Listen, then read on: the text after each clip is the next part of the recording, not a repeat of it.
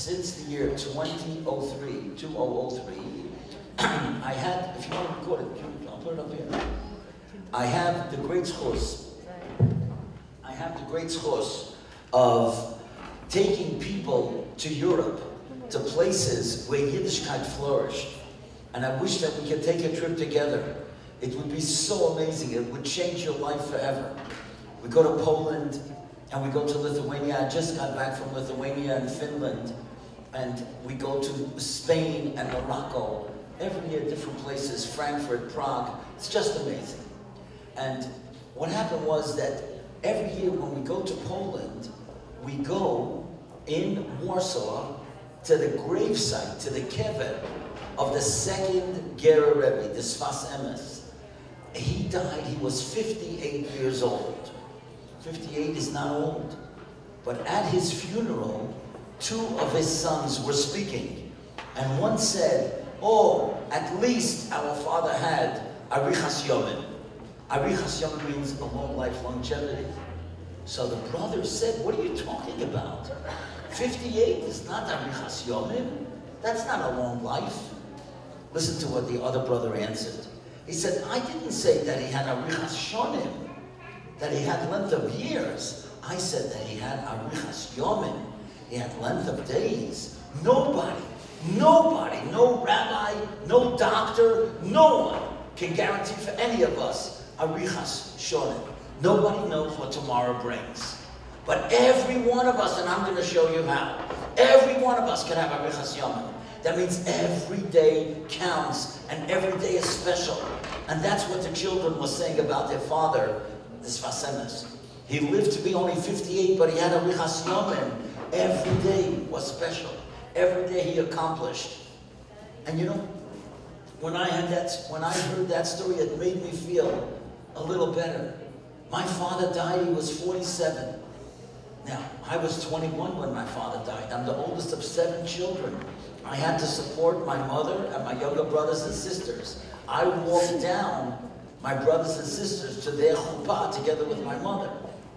So my father lived only 47. So when you're 21, you think 47 is old, but all of us know already that 47 is not old at all. But when you think about it, that he had Arichas Yomim, that every day counted and every day he accomplished something, and that's what we have to do, then we feel a little bit better about our lives. Now I want to tell you something interesting. There's a very famous woman that all of you heard about. She died about 2 years ago. Her name was Rebbetzin Esther Youngreis. And she was a fabulous speaker, very dynamic person, and many times she spoke about the Holocaust, and she spoke about her father and her grandfather. And over the years, I had the great chus to get to know her very well, because many times we spoke on the same program. And she once told me that her husband died many years earlier. And she was very broken because they had a very close relationship. And what happened was that after he died, she could not even look in his sefarim because he used to write notes. And his handwriting was so distinct, was so special. When she saw the handwriting, she was reminded of him, and it hurt her very much. And one night, her daughter found an index card, a piece of paper that her father, Ramat Shalom, which was the husband of Esther Youngreis, had written. And on this piece of paper, it said something. Try to write it down, and you'll remember it. And she said after she read that, her daughter showed it to her, she felt it was as if that was the message that her husband was giving to her, even after he passed away, how she could go on with life. You know what it said on that card? Listen to this. A long life is not good enough, but a good life is long enough. Listen to that. A long life is not good enough, but a good life is long enough. And as David mentioned, we're in Elul, and pretty soon when we come to the Aseret Yemei Tshuva, we're going to say Zochreinu L'chaim, Melachovit B'chaim. We're going to keep on talking about life. We want life. You know what life? It's not a long life that we're after, a good life. And you know what the Rebbetzin wrote? She wrote a book, and in the book she writes, what does it mean to have a good life? This goodness cannot be measured by the length of our years, but how we live those years. The goodness is not about what we amass, what we gather for ourselves, but what we give. It's not about having more, but being more. For in the end, our lives are judged, not by the businesses, or the houses, or the portfolios that we built, but by the lives we touched and made better. That's what life is all about. Not living only for yourself, living for others, and knowing that Hashem gave every single person here talent, every one of us. And Hashem didn't give you the talent so that you should become rich and famous. Hashem gave you the talent so that you should be able to make life better for other Jewish people. Now, I don't know how many of you saw the Tisha B'Av video, but on the Tisha B'Av video, I started out with something that had a great effect on me. And every one of you should think about it, about yourselves, because it has to do with you also. But when the person said it to me, I felt so invigorated. I was so inspired. It was on my birthday, and somebody called me. Now, I have the best birthday in the world, Tu B'Shvat. The whole world celebrates my birthday. So I love my birthday. So this person called me on my birthday, and you know what they said? They said, you know, many years ago, the day you were born, that was the day that Hashem decided the world can't exist anymore without you. Think about that. Every person here on your birthday, that's when Hashem decided that the world can't exist without you. Every one of us has a purpose. Every one of us has a mission in this world. No one was ever created like you, and no one will ever be created like you. Hashem doesn't need two of the same. Every one of us is different. We have different talents, different mindsets. And we have to look into our lives. What did Hashem give us so that we could help other people? So I want to tell you a fabulous story, but you might need tissues. Listen to this. A few months ago, maybe 2-3 months ago, a young couple calls me up, and the husband and the wife, they were on the phone, and they said, Rabbi Krohn, please give us chizuk. We are so afraid. We need encouragement. I said, what's wrong? What's going on? So the mother, she's not a mother, the wife said, I'm in my 9th month, and in 3 weeks I'm supposed to give birth. So I said, so why is that frightening? You should be so happy. That's one of the happiest moments in life, when somebody gives birth to a baby. And she starts talking, and then she starts crying, and she can't finish, and her husband is talking. She said, because last year I was also pregnant. And last year I was in my 9th month. And we came into the hospital Friday afternoon, and she starts crying, and she can't talk. And she says, Friday night, the baby was born not alive. The baby was a stillborn. The baby was dead. And we were so devastated. Even the doctors couldn't believe how could such a thing happen. The pregnancy was perfect. Nobody could understand it. She said, Rabbi Krohn, please help us. Give us a segula. We don't want the same thing should happen. That's why we're so afraid. Because in 3 weeks I'm giving birth. Now, I am sure I'm not the only one that they called. I'm sure they called other people. But I said, I want to tell you what to do. Take out your Tehillim. I want to show you something. And take out the Pedek, the chapter 127 and 128. 127, Kuf Chosayin says like this. Jechitzim biyad gibor, just like arrows in the hand of a strong person, that's what children are all about. In other words, a man stands here, he shoots, the arrow goes very far. The same thing if a person has good children, he raises them, well, they can go very far. When they get older, they can accomplish many wonderful things. The next Perek, Kuf Chav Zayin Kuf Chav Ches tells us, Eshtecha, your wife, Gegefen Poriyah, will be like a fruitful vine. Banecha, your children, Kishasile Zaysin, will be like olive shoots. Olives are always fresh, they're always in season. I said to them, don't tell anybody what I'm telling you, just between me and you. Every day I want you to say, Kuf Chov Zayin and Kuf Chov Ches. Say it one time. And you will see, Mitzvah Hashem, Bezrat Hashem, the baby's going to be born healthy, you'll be fine. They thanked me, and I told them, don't forget to call me in a few weeks. A few weeks later, the father calls me, and he asked me, do you remember who I am? I said, of course. And he says, Baruch Hashem. Well, the second he said, Baruch Hashem, I knew it was good. And he said, Baruch Hashem, we had a little girl. Now, I'm a mohel. So I said to him, you couldn't have had a boy? No, I didn't say it. Okay, I didn't say it. Okay? But I said to him, what's the baby's name? And we started talking and everything. And then he says to me, Rabbi, I want to tell you part of the story that I didn't tell you last time. He said, remember I told you that Friday night the baby was not born alive? Shabbos morning I wanted to go to the synagogue because where we live in Long Branch, New Jersey, the hospital is not far from the synagogue. And I was in that synagogue many times, so they knew me there. I came there, it was Shabbat morning, and when I came, they were holding my Kriyat HaTorah. They were reading the Torah. And you know who was getting an aliyah when I walked in? The famous singer, Yaakov Chweki. And he had a baby girl, and that morning they gave him an aliyah because they were making a kiddush for him. Now, everybody likes him, he's a wonderful person. He said, you know how hard it was for me? I just had this terrible tragedy. I come into the synagogue and everybody's celebrating that this guy had a healthy baby girl. And I went over to him after the davening. They were making a kiddush. I said to him, Mazel Tov, I just want to wish you well. And I said, is it okay if I speak to you after the kiddush? My wife asked me to ask you something. He said, yeah, of course.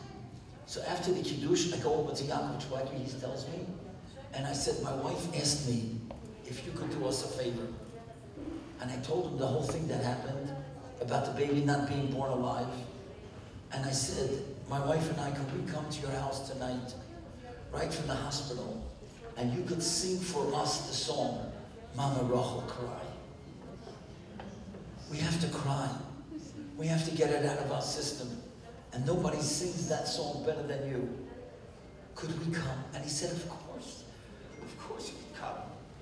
Now, I'm not going to sing the song for you, but I want to tell you one of the stanzas. You can imagine. Mama Rachel, cry for us again. Won't you shed a tear for your dear children? If you raise your sweet voice now and as then, the day will come. And Rabbi said, we came there, he sang it for us. And he sang Rachem, which means Hashem should have compassion. And he gave us his CDs, and he gave us Chizuk. And he made us feel so special. I said, I can't get over that. The guy's at Tzaddik. I got to use the story. Now, as I told the men last night, 3 times a week, I make a recording. Anybody who gives me your email, you could get it 3 times a week. Of course, there's no charge.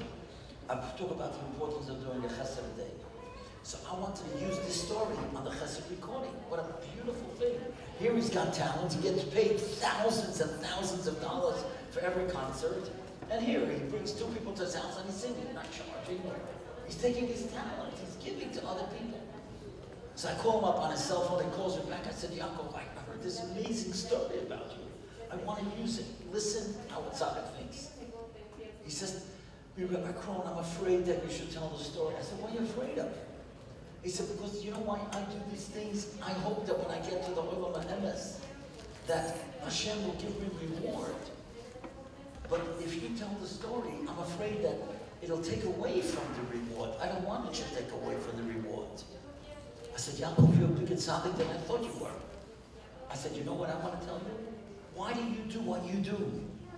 Because guys that are older than you, like Mordechai ben David, and Avram Fried, and Shlomi Dags, they've been doing this for years. They go to hospitals, they go to people that are sick, and they sing for them. And you learned it from them. If you let me tell the story, a lot of people are going to learn from you. And that's going to be your reward in the Olam HaEmes. And he said, okay, Rabbi Krohn, you can tell it. And that's why I'm telling it. Because he's a guy with tremendous talent. Everybody loves him. And what does he do? He's not charging. Of course, when he goes to a concert, he has a right to charge. But to go to a private house, or to have the people come to, that's amazing. That's giving. Imagine what he feels like, that he has, after he does something like that. So I want to tell you a couple of amazing stories. What does it mean to think of others? So I'll tell you the story. I just heard it a few weeks ago when I was in the country of Latvia. Lithuania is a country that used to be, it was taken over by Russia, but now it's free. And then there's Latvia, Estonia, and then from there we went to Finland. But in Latvia, there's a city called Riga.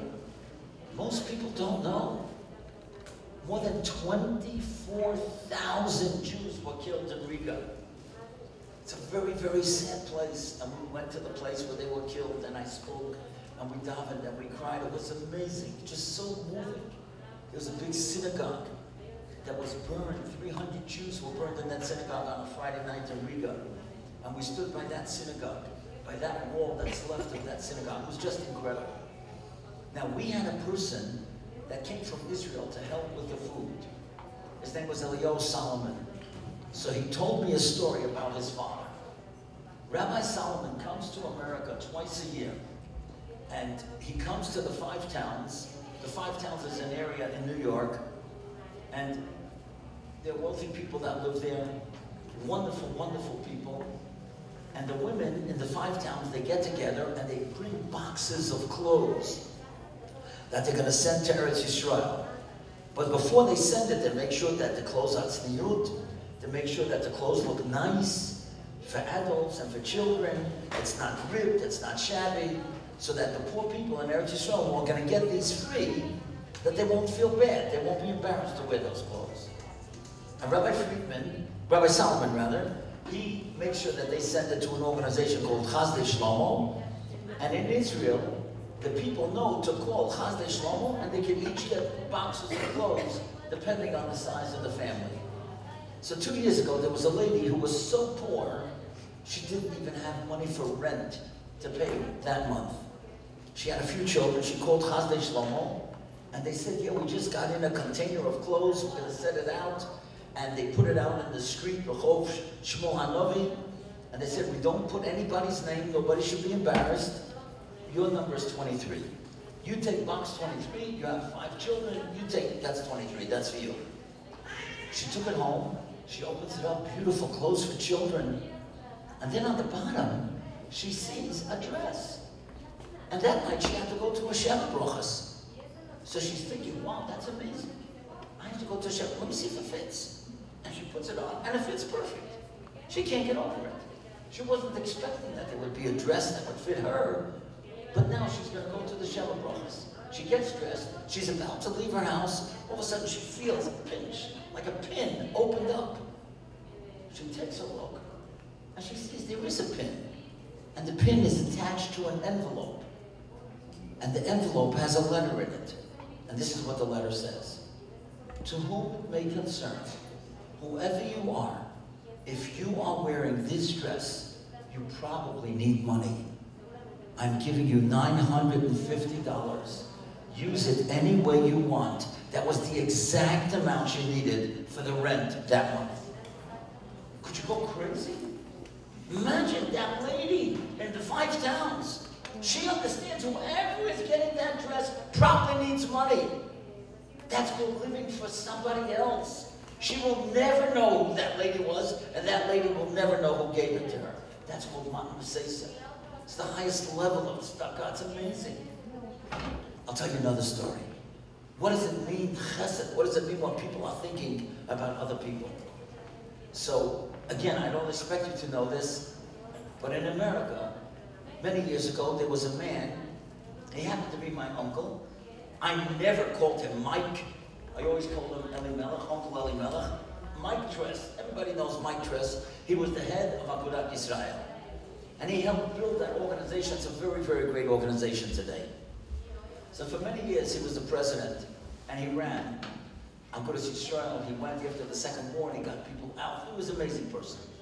I can't say that I knew him well, because he died when I was 21, 22, so I didn't really know him well. But recently, it was his 51st yahrzeit. 51st yahrzeit. So they, in the newspapers, the Jewish papers, they called his children, and they said, maybe you could tell us a story about your father that nobody knows. So my cousin, Tzvi Tress, said, I'll tell you a story. And he tells this story. He said he was in Miami recently, Tzvi, and he was davening Shacharit, and he had his talis bag, and he put it on the table, and there was a Satmar Chosed, a guy with a beard and payas, and the Satmar Chosed sees the talis bag, it says Tress on it. He says, in Yiddish, do you hate Tress? That's your name? I said, yeah. He said, you ever heard of Mike Tress? He said, Mike Tress? That was my father. And the Satmar guy stops, he can't believe it, and tears are flowing down his cheeks. And my cousin Tzvi says to him, you knew my father? He said, I want to tell you a story that happened with me and your father many, many years ago. He said, many years ago, I was a young man, I had a wife and a child. I came to Brooklyn because I'm Satmar, and I had a job for 1 week. That's it, 1 week. They threw me out. The goyim that hired me because I was Shem Shabbos. And they didn't want a guy that doesn't work on Shabbos. So I came to Satmar, and I said, please, please, somebody give me a job. I don't have food for me, for my wife, for my kid. And nobody could give me a job because they were just coming to Satmar in those days. It wasn't like today, there's so many of them that could help so many people. I was going crazy. And then one day somebody said to me, why don't you go to Mike Tress? Mike Tress runs Agudas Yisrael. The office is only a few blocks away, and he likes to help people. So he says to my cousin, listen what he said, I can't believe he said this. He said, I'm a Satmar guy. You think I'm going to the Aguda? And you think I'm going to a guy with an English name, Mike? And I'm going to a guy who doesn't have a beard? I'm not going. So he said for 2 weeks he started. And then he figured he's crazy. He's got to go. What's the difference if they call him Mike? What's the difference if he doesn't have a beard? And what's the difference if it's Agudas Yisrael? He comes in there and Mike Tress extends his hand. He said, how can I help you? He said, I'm going crazy. I need a job. I don't have food for my child, for my wife. So he said, what do you do? He said, I'm a glazier. I work with glass. So Mike Tress says, oh, I can't believe it. There's a glazier 3 blocks away from here. And I know you need someone. Here, take this note, give it to him. I'm telling you, he's going to hire you because I know that he needs some help. It's amazing. You're a glazier. He said, I went there, and sure enough, the guy hired me on the spot. And not only that, the next couple of weeks, every Thursday, the guy paid me on time. I couldn't get over it. I felt like a human being. I had a job. After 2 months, my boss calls me in. He says, I want you to go to Mike Tress and tell him he doesn't have to give me any more money. From now on, I'm going to pay you direct. Could you go crazy? Do you understand what Mike Tress did? You know what was on that piece of paper? On that piece of paper was, pay this guy, I'll give you the money every week as long as you hire him. That's chesed. That's thinking about somebody else. That's unbelievable. When a person lives like that, oh, that's amazing. I'll tell you now another story that happened in Washington Heights just a few months ago. I know a lady, Rita Slamwitz. She's the one, her grandson is the one who does all these tours, ENS tours. So she told me that there was a 90-year-old man who died in Washington Heights. And Nebuch, he and his wife never had any children. And he was the youngest of all his brothers and sisters, and they all died. So there was only one person sitting Shiva, his wife. That's all, his wife. And Mrs. Slamwitz, who's almost that age, and a few older women, they came to be Menachem to sit with that lady. All of a sudden, a middle-aged couple from Borough Park comes in, and they sit down, and they start asking questions to this lady about her husband. After a while, the lady said, excuse me, did you know my husband? I said, no. She said, I hope you don't mind my asking you a question. You don't know my husband, I don't know you, and you don't know me. What are you doing here? You know what they said? You could faint. They said, we live in Borough Park. We get the Hamodia. Every week on Thursday, when we get the Hamodia, the first page we open is Misaskim. Misaskim writes all the people that are sitting Shiva. If we see anybody in the whole New York area that's sitting Shiva alone, we go to be Menachem. Could you imagine that? That's what you say, greater Avas Chim. They didn't know the people. But somebody's sitting alone. Somebody's crying alone. They're sitting Shiva. They lost somebody that was very dear to them. And they're going to be Menachem. Now, I don't know if you have Misaskim over here. If you don't have Misaskim, we should start it. I'll help you start it. I started it in Manchester. It's a fabulous organization. Maybe I should speak to Mordechai Chayud because I know he's involved in the Chama Kadisha. But that's amazing. Every week in the newspaper tells you who's sitting Shiva, the name of the people, the telephone numbers, the address. It's amazing. When Mincha Ma'ariv, it's a great service. And look what these people do. They're reading it and they're going to do favors for somebody else. So I want to tell you one more story of Chesed. I love the story. Rab Gifter was the Rosh Hashiva of Telz. And in Telz was in Cleveland. Cleveland is one of these cities in New York, Cleveland, not in New York, in the United States, Cleveland, Ohio.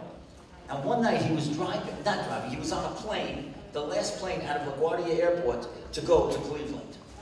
And as he's getting on the plane, he sees there's a bocher from the yeshiva that's trying to get on the flight. Now, again, I don't know how it works here, but certainly in New York and the United States, if somebody comes last minute and there's nobody on the flight, so they can get on what's called standby. And he was hoping, this bocher was hoping that there was some empty seats and he could get on standby, and he did. Now, as they were flying to Cleveland, the stewardess came and gave this boy a kosher meal. And he said, man, you know, he's an honest boy, he says, this can't be my meal. I didn't even have a reservation. I came the last minute. I got on standby. This can't be my meal. And she said, young man, you're right. It's the rabbi's meal. But the rabbi said we should give it to you. He said, the rabbi said you should give it to me. How can I take the rabbi's meal? So he goes over to Rab Gifter, and he says, Rosh Hashiva, thank you so much, but I can't take your meal. So the Rosh Hashiva said to him, young man, I want to teach you a lesson. He said, I'm traveling with my wife, I'm traveling with my rebbetzin tonight. No matter how late we get to Cleveland, I'm going to get supper. But by the time you get to the dormitory, the kitchen will have been closed 2 hours ago. And you're not going to get supper. I just wanted to be sure that you're at supper. That's what Rosh Hashiva is thinking. I would have thought Rosh Hashiva is thinking, what shiur does he have to give tomorrow? What rich man is he going to meet so that he could, you know, get money for the yeshiva? That's not what he's thinking. He's thinking that there's a boy on the plane who's going to go without supper. That's thinking about somebody else. We want Hashem to think about us in Elul, and Rosh Hashanah, Yom Kippur, Mashana Rabbah. We got to start thinking about other people. And I'll tell you an amazing thing. When we go to the town of Mir in Lithuania, we go to town of Mir, or today it's in Belarus, and we go to the kever, to the gravesite of Rabbi Yerucham Levovitz, who was the mashgiach of Mir. And the mashgiach once said something so important that we have to know. And he said like this: it's important for people to know their faults, what's wrong with them, so they can improve. But it's even more important to know your milas, your virtues, your talents, to know what you could accomplish. Many of us here this afternoon have low self-esteem. We don't think good about ourselves. We're always thinking, oh, that guy, that woman, she does something, she's better than me. I don't know, I have nothing. It's not true. Every person here has talent. And Hashem brought you into the world to use that talent to help other people. And I'll tell you a study that was made recently around the world. It's so sad when you think about it. Only 8% of humanity fulfills their potential. You know what that means? All of us have potential, but only 8% are doing everything that we can with it. 92% of people don't accomplish what they could really accomplish. You know why? Not because they're lazy, because they don't believe they can do it. Because they don't realize that they have something that they can do for other people, or they can do for themselves, or for their families. Now, I'm going to tell you the name of a person. I don't expect anybody to know the name of this person, but just by a raise of hands. And most audiences that I speak to, nobody really knows, because this was a doctor in England, a Goyish person who passed away. I'm just going to mention his name. Anybody ever hear of the name Dr. Roger Bannister? Nobody. Okay? Let me tell you who he was. He just died this past year. You could look it up. He was the first person to run a mile in less than 4 minutes. In May 6, 1954, he ran the mile in 3 minutes, 59.4 seconds, and the world went crazy. the sporting world, nobody could believe, how could somebody run a mile in less than 4 minutes? It was impossible. But you know something? Within a year after when he did it in May of 1954, 37 other people did it.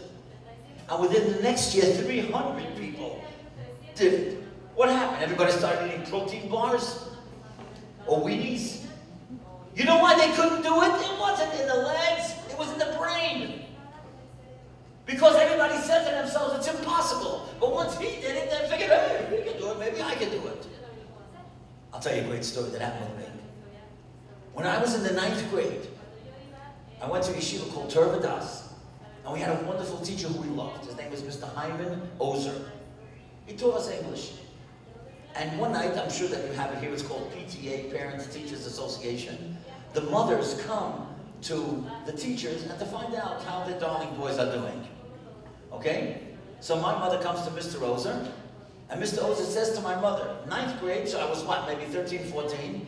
She says, Mrs. Krohn, your son is a good writer, but he's never going to write a book. Now, my mother was surprised. First of all, who's thinking in the 9th grade that I'm going to write a book? But whatever. So my mother said to him, Mr. Ozer, why do you say my son won't write a book? He's too religious. Nobody's going to ever read what he writes. That's what he said. I guarantee you, by the time that the next mother came to see Mr. Ozer, he surely forgot what he said. My mother didn't forget. She told me, and I didn't forget either. Almost 25 years later, when the Maggid Speaks came out, my first book on Jewish short stories, I went looking for Mr. Ozer. I wanted to see if he's still living. And I found out that he's a teacher, he's a big head of a department, an English department in a modern Jewish day school. I called him up. I said, Mr. Ozer, I don't know if you remember you used to teach in Turvadas many years ago? He said, yeah, I had some good years there. I said, I'm a former student. I don't expect you to remember me. My name is Paysach Krohn. He said, yeah, I think I remember. I said, you know, I have a gift for you. A present. When can I bring the present? Oh, you have a gift. You could come tomorrow. Okay. I come to his big office. I said, Mr. Ozer, I don't know if you remember this, but in the 9th grade, you once told my mother that I would never write a book. So I want to give you my book on Jewish short stories, and I'm going to autograph it for you. Well, he went crazy. He comes out of his big desk, he puts his arm around my shoulders, says, come with me. He takes me into one of the classes. He says, boys, I want to show you a former student of mine. He just wrote a book, and I taught him how to write. So let me think he taught me how to write. Now, what if I would have believed him? And I would have said, oh, Mr. Ozer, he's a great teacher. Boy, I can't write a book, I'll never write a book. Well, I want to tell you a secret. My book is coming out on Wednesday, motivated by the Maggid, and Mitzvah Shem Hanukkah, there'll be another book on Chesed, Mitzvah Shem. If anybody's got great stories of Chesed, please email me right away. You could be in the next book, I'll make you famous. But the point is, you can't believe what your mother-in-law says about you.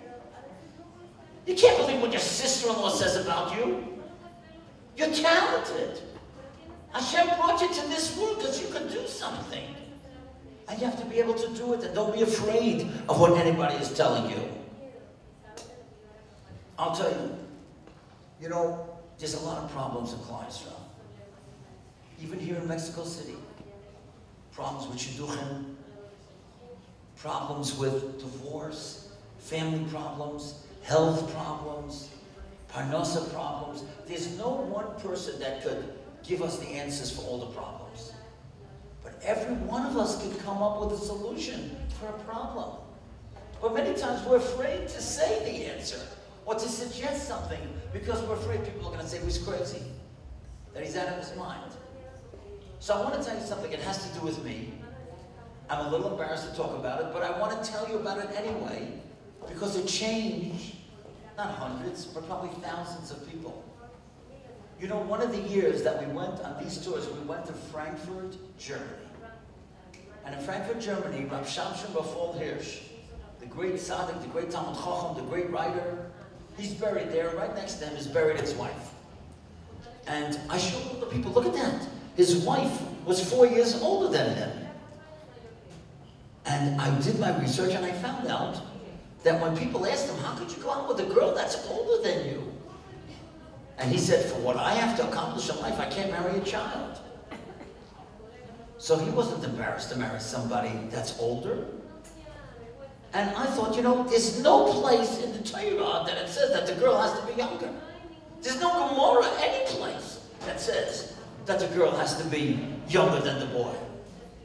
As a matter of fact, it's better, in my opinion, if they marry a girl that's a little older. Because when the girls come back from seminary at 18, 19, they're convinced they're Rachel Amenu.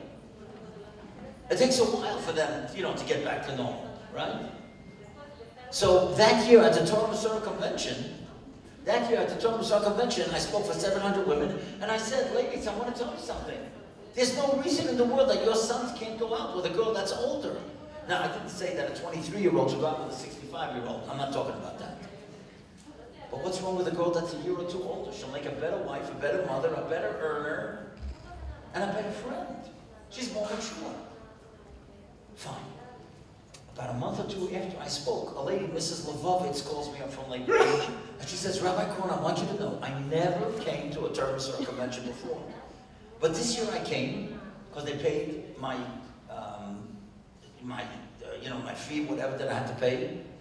They paid my cost, because I'm a Mechanechas in Lakewood.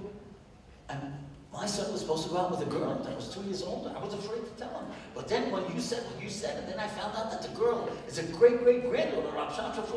I told myself, he's got to go out with her. And you know something? They went out, and they got engaged. And I got a call for the Levovitz family, and for the other side, a year later, they had a boy. They called me to do the bris. And you know what they named the baby? Sham Shabafah. After Sham Shabafah Hirsch. And today, hundreds, if not thousands already, of shidduchim are read where the guy is younger than the girl. There's nothing wrong with it. Again, I'm not saying that there should be such a big age difference. So why did I do this? Why did I suggest this? And how did it change? A lot of other people picked it up, of course, afterwards. And people spoke about it. But you know why? Because I had such rachmanis on those girls that were so old already. And that they felt that they were out of the parsha. Nobody was going to go out with them. You know how old they were that they were going crazy? 23. It's crazy.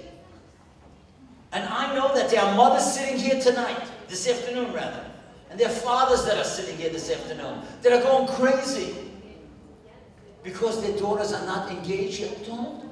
Just be patient. It's going to happen. It's going to happen. They're waiting for the right one.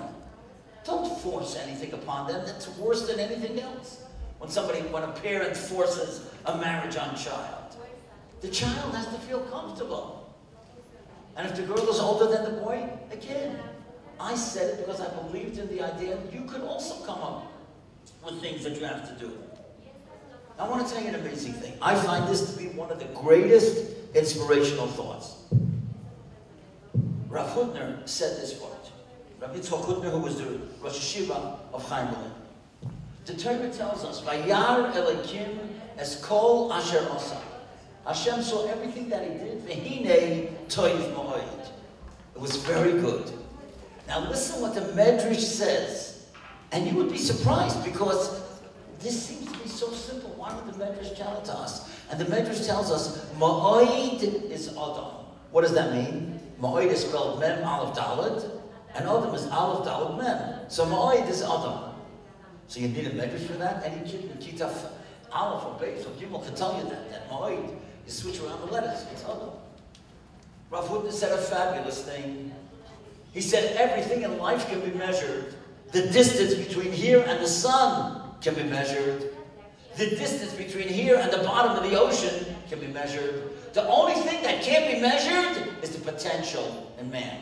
Adam is ma'oid, very. Every one of you can do so many wonderful things. Just believe in yourself. Every one of you is Adam, a person. And you're ma'oid. You can do anything. And I'm telling you, when I'm here in Mexico City and I have seen 3 things that I will never forget. The Cats Community Chesed Center. Who started that? A young kid. Shlomo Tzirtok, I don't think he's 30 yet. Maybe he's 30. And he took all the Hamas and put it together. I was there yesterday, my mouth wrapped open. It's so beautiful. As if you go to the most fancy store, look at if you have it here.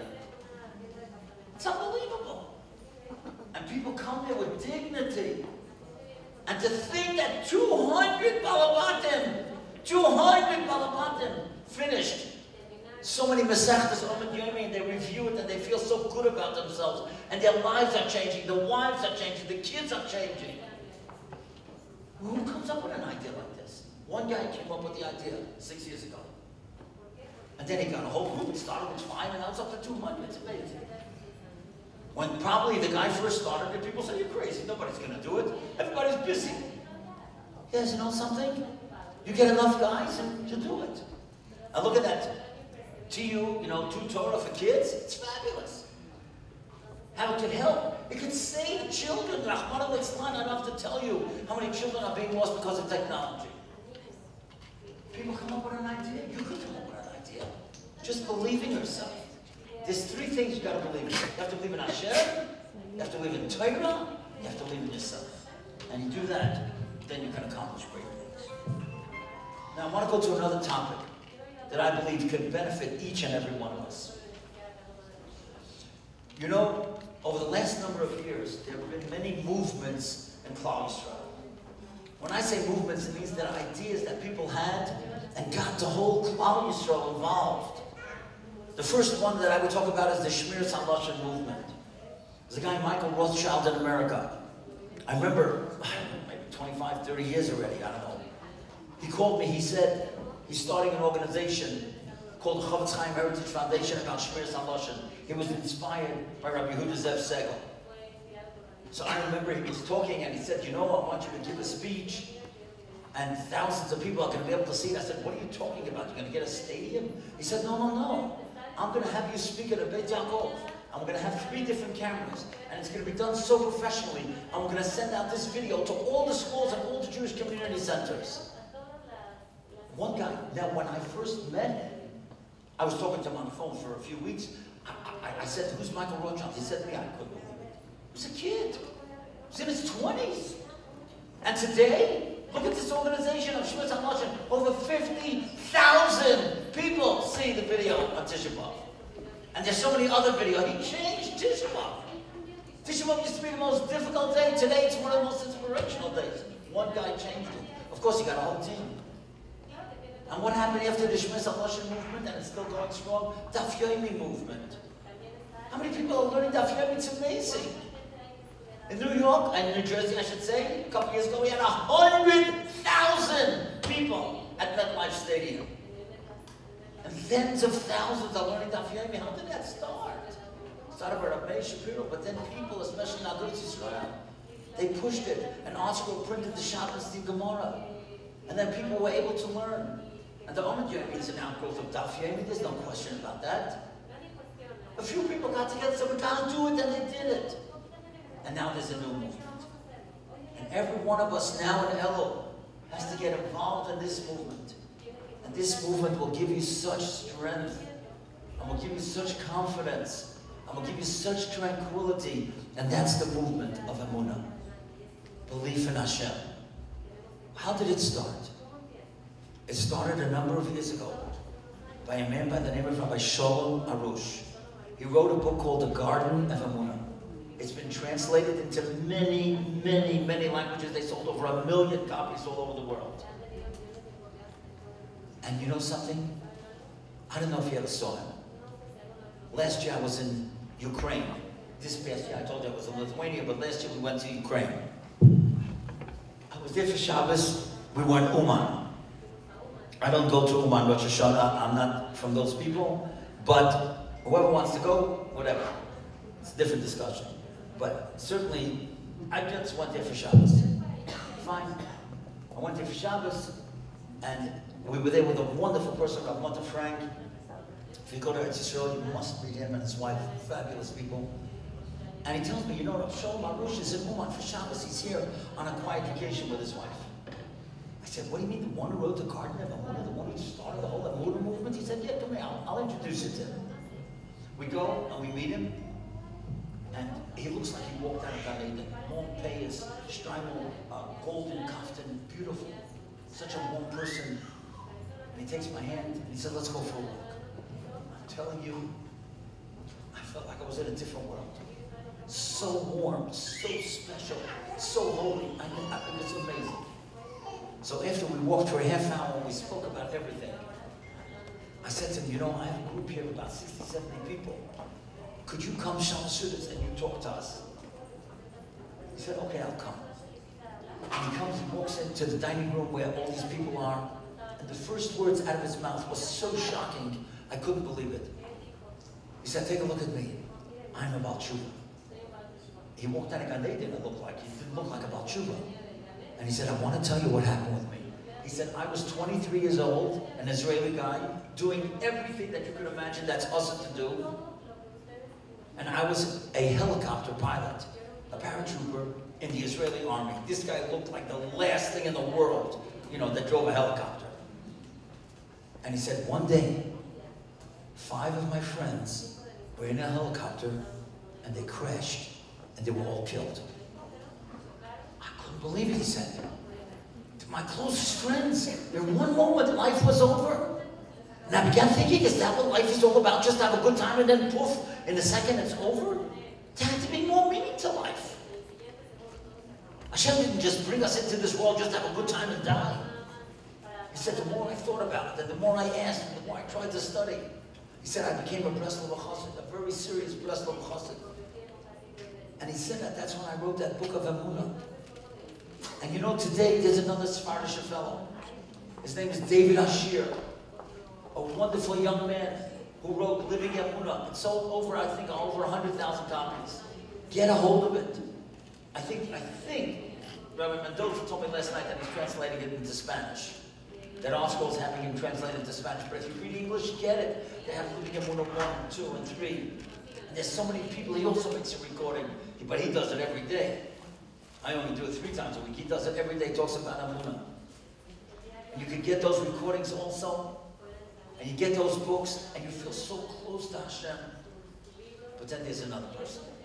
Again, I'm going to mention her name. Nobody heard of her, I'm sure. Her name is Risa Rothman. And let me tell you who Risa Rothman is. I was in Eretz Yisrael last summer, and somebody, my dear friend of mine, Menachem Nissel, comes over to me and says, you know, there's a woman in Hanover that wants to speak to you. She's very troubled. I said, who is she? And he told me her name. Now, do you remember that terrible, terrible, terrible, frightening morning in Hanover when 4 people were killed in the terrible way in the shul? All of us remember. What people don't remember was Risa Rothman's husband was the 5th one. Her husband Chaim, he was in a coma for a full year. And like everything else, after a while, people forget. So for a while, everybody was talking about Rabbi Twersky and all the other wonderful tzaddikim that never were killed in a terrible way in that Druzy police officer. But everybody forgot about her. And every day she was going to the hospital, hoping beyond hope that her husband would come back alive, that he would get out of the coma. And she told me she was writing a book, and the reason that she wanted to speak to me, she asked me if I had a title for the book. And I gave her a title, but at the end, the article wanted a different title. And the name of the book, if you ever want to read it, is Terror and Emunah in Har-Nof, written by Risa Rothman. But I want to read you something that she wrote, something so important. See, in English, there's a word called limbo. I don't know how you translate it in Spanish. What? Limbo? Okay, like sport, you know. All right. So now, limbo means like hanging in the air. So she writes like this. No, there is no such thing as limbo. Jews are never in limbo, whether they are waiting for a shidduch, a baby, or any other Yeshua. They are exactly in the place they are meant to be, to do their avodas Hashem. This is the place where I was meant to be at this time to serve Hashem, and this is true for all Jews at any time or any place in their journey. You know what that means? That every single one of us was supposed to be here today. There's no such thing that we just happen to be here because my friend wanted I should come here. Hashem wanted you to be here today. Hashem wanted you to hear something, and only you know what that is that's going to make a difference in your life. That's why we came here today. That's what Nashim is all about. That's why we have to thank Rav David. To making an organization like this so that people could come and be inspired and grow. Nobody's in limbo. Everybody is here for a reason. And I'll tell you an amazing thing. Somebody wrote, Rabbi Ashir, learning about Emunah can be so soothing. Things that used to bother me don't affect me anymore at all now. I don't worry as much. I'm overall a calmer person. And I'm telling you, when you read these books, Living Emunah, and you read these books, Terror, and Emunah and Hanof, or The Garden of Emunah, you're going to become a different person. You become a tranquil person. And all of a sudden you see that Hashem doesn't hate you. Hashem tests us at times, that's true. And things can change. Things can change with tefillah. That's what this organization is all about. They'll give chizuk one to the other. And I'll tell you something that Rabbi Arush writes in Garden of Emunah. Emunah provides the reason for everything on earth. Emunah is the only effective consolation for the pain and sorrow that we all encounter from time to time. Every one of us goes through difficulties. Nobody gets away free. That's what this organization is all about. To give chizuk to each other. To learn about emunah. To learn about trust and faith in Hashem. To learn what it means to give to each other. And not to think only of ourselves. I just want to tell you one more thing. We'll review and then we'll end with a great story. You know, of course, all of you, most of you here are Sephardic people. And you go with the Beis Yosef. But I, as an Ashkenazi person, so we follow the Ramah. In other words, I also follow the Beis Yosef. But the Ramah, Rav Moshe Visselis, and we go to his gravesite in Poland. And I always tell this over. And if there's a difference between the Beis Yosef and the Ramah, so we as Ashkenazim, we follow the Ramah.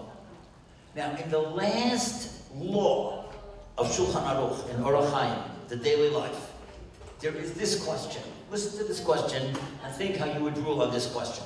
The question is, what happens in Adar Aleph?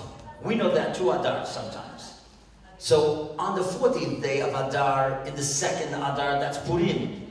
Purim always has to be near Pesach. But what about the first month of Adar? What do you do on the 14th day? So the Ramah says, you know what? There's some people who say you should make a party because it's a special day. Make a party, why not? And then he ends with these words, Tov Lev Mishta Tamid. That's a pasuk in Mishlei. And he says, Tov Lev, somebody who has a good heart, Mishta Tamid, life's a party. So why not? Be happy. If some people say you should make a party the first Adar Aleph and the 14th day of Adar. Now the Shari Tshuva says an amazing thing. Let's take a look. Let's take a look and we'll see how did the Ramah start the Shulchan Aruch? After the Beis Yosef gives us an introduction, the Ramah says, a famous pasuk, Shivisi Hashem l'negdi sarvit. That Hashem should always be in front of our eyes. So the Shari Tshuva says, look at this. What was the last word? Tamid. Tov Lev Mishte Tamid. The one who has a good heart, life's a party. How did he start? Shivisi Hashem l'negdi sarvit. That Hashem should always be with us, in front of our eyes. Tamid, Tamid. We know we're supposed to have two Tamidim. The Korban Tamid in the morning, the Korban Tamid in the afternoon. He said that's what we say in Shemon Esrei on Yom Tov. Shnei Semidim V'Hil Chasam. Two Tamidim constantly. Every one of you remember. Shivisi Hashem l'negdi sarvit. We have to have Hashem in front of our eyes always. But don't forget, enjoy life. Tov Lev Mishta Tamid. Be happy. Be upbeat. Make your house a place of happiness. But Shivisi Hashem l'negdi sarvit and Tov Lev Mishta Tamid. So let's review quickly and then we'll end with a fabulous story that'll put you in a great, great mood for the rest of Elul and Rosh Hashanah, Kippur, Shana Rabbah, for the rest of your lives, hopefully. So let's remember that we all want to have Arichas Yomim. Nobody can guarantee Arichas Yomim, but every one of us can guarantee Arichas Yomim, making the most of every day. How do you make the most of every day? Stop thinking about yourself. A long life is not good enough, but a good life is long enough. How do you do that? Become like Rabbi Yaakov Chweki, who gave of his talent to others. And that lady gave a $950 cash to that lady who was going to wear that dress. Never even knew who she was. Mr. Elimelech Tress, Rabbi Elimelech Tress gave money so that guy should be able to have a job. How those people went to Ibn Achimov, even though they didn't know them because they were sitting Shiva alone. Or Rabbi Gifter gave his meal to that bocher. Let's remember, Adam is mi'oid. We are all mi'oid. We can all accomplish tremendous amounts. Don't believe anything says about you. You're great. Every one of us can accomplish. Every one of us can come up with great ideas. Let's remember to have Amunah B'Hashem. Read one of those books, The Garden of Amunah by Rabbi Yarush, or Living Amunah by Rabbi Yashir, or Terror and Amunah and Harov by Mrs. Rotman. That's how you're going to make a close connection to HaKadosh Baruch Hu. Just remember, as we said before, Adam is ma'oid. There's no limit to what you could accomplish. So I just want to end with this fabulous story. Last year, my wife and I, we were in Monsey for Shabbos. Monsey is one of the most beautiful areas. And from there, Motzei Shabbos, I had to go to Lakewood because I was speaking, and Lakewood is 80 miles away from Monsey. Now, of course, I don't expect you to know the highway system, but one of the highways that you get on, if you're going from Monsey to Lakewood, is the Palisades Parkway, then you go to the Thruway, Garden State, whatever. So we're getting onto the Palisades Parkway, and there's a ramp. That means you go up before you get on the highway. And right before we even get on the highway, we're on the ramp, the car in front of us, the hatch opens up, and out comes a crib, and a suit bag, and a hat box, and the dresses. It's all on the floor on the highway. And my wife, who was driving, is blowing the horn, you know, to catch their attention, because they're losing everything. But, you know, they were flying. They didn't even realize. So we got out of the car, me and my grandson. We picked up all the stuff, and we put it in the car. Now, I want to teach you a very important lesson that I learned that night. If you're ever traveling, never put your home telephone number on your suitcase. What good is it? You're not home. If somebody finds it, who are they going to call? You're not home. Put your cell phone on it, because that can carry with you. But they didn't do that. They put their home phone. I called the home phone. There was no answer. So this is the message that I left. Hello, my name is Rabbi Paysach Krohn. Please do not ruin your shalom bias. Don't blame each other who left the hatch open. Because we saw everything fall out and we have it all. You're not missing anything. Don't ruin your shalom bias. This is Rabbi Krohn telling you that we have everything. Just call me. For 3 hours, nobody called. Couldn't understand it. How could they? You know, then I tried to text, but it was a landline, so I couldn't text. Okay, fine. 3 hours later, I'm coming back over the Verrazano Bridge, gets back into New York, and by Brooklyn.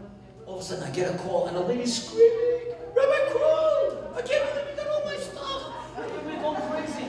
We realized a half a mile later that everything fell out. We went back. There was nothing there. We thought it was all stolen. We called Chaverim. They couldn't find anything. We went to the police. We made a police report, and it's not there. And now I can't believe you have everything. And my wife said to me, tell him we can be there in 5 minutes because go back to Queens where I live. You got to pass Brooklyn. I said, we'll be in your house in 5 minutes. It's no problem. Oh, they were so amazed. And, you know, when we got there, it was like after 1 o'clock in the morning, and they're outside. They're waiting, you know, in the middle of the street, make sure that we don't miss them, and we give them back everything. Listen to what she tells me. She said, Rabbi Krohn, I want to tell you what happened. We went back, and we saw nothing. Everything was gone. We were so depressed. And tonight, she said, I went to my sister's son's bar mitzvah. My cell phone was dead. So, and I didn't think to call home. I didn't think there were any messages. And I was so sad. And my sister comes over to me. She said, how could you be so sad? It's a family simcha. It's my son's bar mitzvah. She said, I shouldn't be sad. I lost my jewelry. I lost my suitcase, my husband's suit, the baby's crib, my husband's hat. And my sister looked at me and she said, boy, if you get that stuff back, that's a Paysach Krohn story. You know what happens? She comes home, she picks up the phone, and guess who's on the phone? It's unbelievable. But I want to tell you the reason I'm telling you this story. She said, Rabbi Krohn, I want to tell you what I davened tonight. She said, I went into a corner and I said to Hashem, Hashem, you know that I never keep anything in the house that's not mine. If I owe a quarter, I pay it back. Last week we got a delivery from their grocery. They wrote down everything, but they forgot to charge me for the delivery. I went back and I paid for the delivery. Hashem, she said, you know I never keep anything in my house that's not mine. Please make sure that tonight I get back everything that is mine. And when I finished the tefillah, I came home 10 minutes later, and there was your call. So just remember, tefillah works. No matter what's going on in your life, be upbeat. Know that with Amunah we can have trust in Hashem.